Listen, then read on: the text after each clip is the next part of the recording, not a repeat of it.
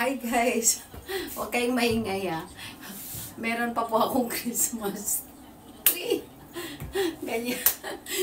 Sabi ko nga, for this year na lang uli para hindi na ako magagawa. Pero hindi guys.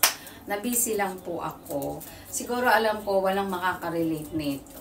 Ako lang talaga to. Ako lang.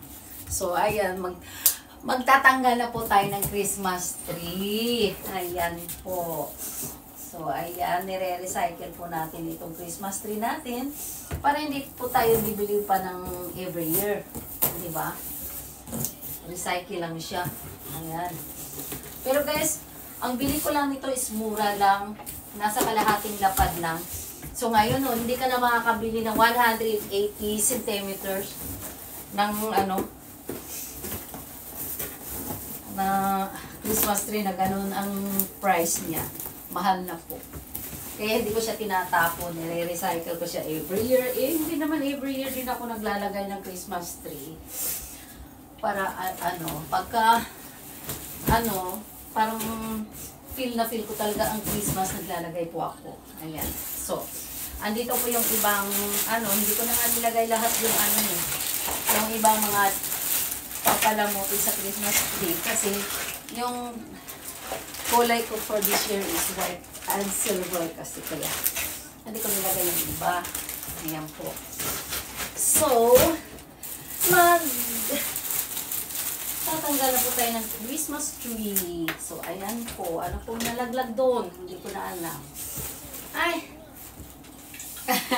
Andito pa po yung ating gold na panglagay doon sa mataas. So, ayan lang po guys, ang aking share po sa inyo.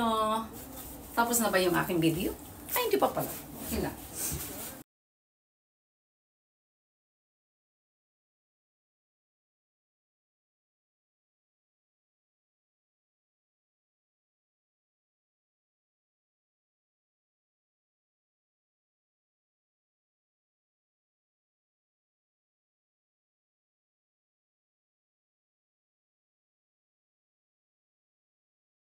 Ayan po. Ay nako, meron talaga pag busy-busyhan. Hindi naman busy sa kung ano-ano. Ayan, sa life, lahat. Kasama na doon yung pag, basta lahat. Busy tayo. So, okay lang din naman yun. Ikot na lang natin para.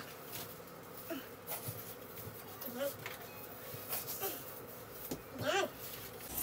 Ayan.